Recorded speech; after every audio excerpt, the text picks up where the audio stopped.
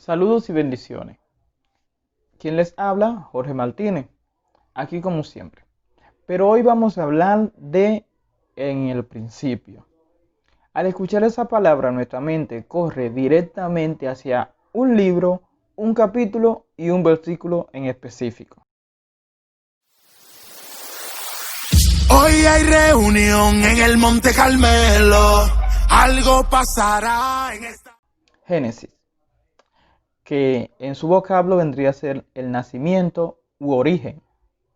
El libro de Génesis lo podemos dividir en diferentes partes, comenzando con la creación, luego la caída de la raza humana, luego encontramos el desarrollo de tribus o naciones, luego el diluvio, más adelante conseguimos la dispersión de las naciones y para culminar conseguimos el bloque de promesas. Encontramos la historia de Abraham, la historia de Isaac, la historia de Jacob y para cerrar la historia de José, a los que le llaman patriarca. Es también llamado el libro de los principios, porque en él se relatan el inicio de muchas cosas. Inicio de la raza humana, de las naciones, la familia, inicio de muchas otras cosas como estas y estas. Yendo directamente al estudio de los capítulos, podemos conseguir que en el versículo 1 del capítulo 1 dice la palabra de Dios. En el principio creó Dios los cielos y la tierra. Versículo 2.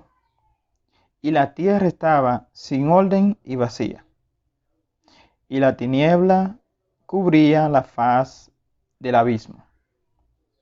Siendo lógico, es difícil creer en un Dios tan perfecto que crea algo imperfecto. Por eso, está la teoría de que si en el principio Dios creó los cielos y la tierra, algo sucedió en medio del versículo 1 y el versículo 2 para que haya un desorden. La respuesta la encontramos en Apocalipsis 12. Recordemos, siempre digo que la Biblia se interpreta a sí misma. Apocalipsis 12 narra la historia de la rebelión de Luzbel y sus ángeles por Miguel y sus ángeles. Dice que no se encontró lugar para Satanás en los cielos y fue echado hacia tierra junto con la tercera parte de los ángeles que estaban en el cielo. Aquellos que no guardaron, según Judas, su lugar, su dignidad. Entonces, exactamente qué sucedió entre el versículo 1 y el versículo 2, todos los hechos que pueden ser narrados en Apocalipsis 12. En el versículo número 3 conseguimos este relato. Entonces dijo Dios, sea la luz, y fue la luz. Qué curioso. No se crea luz, o sea, las lumbreras, luna, sol, las estrellas, no se crean hasta el versículo número 4. Pero en este momento está diciendo la palabra de Dios que hubo luz. ¿Será que hay una contradicción en el mismo capítulo? De ninguna manera. Al investigar la palabra luz utilizada en este capítulo, podemos conseguir que viene del mismo vocablo utilizado en hebreo para decir gloria. Significa que la palabra gloria en ese vocablo es la manifestación de la presencia de Dios. Dios es omnipresente, está en todo, pero cuando se revela su presencia en un punto de la historia específico, se dice que se vio su gloria, o sea, su presencia manifiesta. Lo que quiere decir que algo en este versículo, que algo intangible, que algo que trasciende lo físico, en este momento se materializó. Dios materializó su presencia en ese punto de la historia que no tiene principio, pero en ese punto de la historia se manifestó la presencia de Dios, llegó a ser algo material. La misma presencia de Dios alumbraba todo lo existente en ese punto de la historia, sin necesidad de haber sol. Y esta es la diferencia entre el versículo número 3 y allá aquel que habla de la creación de las lumbreras. Podemos conseguir en los diferentes versículos dentro de este capítulo que dice, y fue la tarde y la mañana el día primero, y fue la tarde y la mañana el día segundo. ¿Por qué? Los hebreos cuentan su horario muy diferente al de nosotros. Para los hebreos, desde las 6 de la mañana hasta las 6 de la tarde es un día.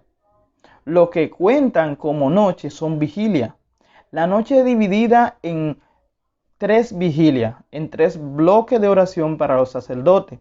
Por eso dice, y fue la tarde y la mañana el primer día, y fue la tarde y la mañana el segundo día, dando a entender que realmente no son días de 24 horas como nosotros lo consideramos. La tierra y el mar no fue hecho en 24 horas como nosotros contaríamos.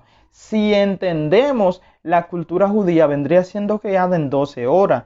Lo que debemos entender es que la palabra días solamente vendría siendo un espacio de tiempo. No hay que considerar lo que fueron horas humanas. Fue un espacio de tiempo en el que Dios obró. La palabra días podría ser años, o sea, podía ser décadas, podían ser horas o podían ser un día en concreto de 24 o 12 horas. Así que debemos sacarnos ese formato de que en 24 horas Dios hizo todo. Fue un espacio de tiempo que Él se reserva y que Él lo podía hacer tanto en un segundo como en 1000 años, como a Él le parezca. Es un tiempo que pertenece a Dios, a lo cual llamamos fue un kairo, no un crono. Un error muy cometido cuando se habla de la creación de Dios es decir que Dios creó todo en 7 días. No, se creó todo en 6 días. La creación de Dios fue hecha en 6 días. Luego, el séptimo, Él se sentó, vio todo lo que había creado y dice que fue bueno en gran manera. Y de ahí viene el día de reposo, el Sabbat, el descanso. Pasando al capítulo número 2 de Génesis, encontramos que en este capítulo número 2 hay un resumen, una síntesis de todo el capítulo 1, de toda la creación. No es que se repite, no es que Dios crea todo de nuevo, no. Lo que hay en el capítulo número 2 es una síntesis, un resumen de todo lo antes dicho detalladamente en el capítulo 1. No podemos pasar por alto la caída de la raza humana, pero eso es un tema que necesitaría varios videos aparte. Así que solamente vamos a destacar del capítulo 3 el punto del versículo 15.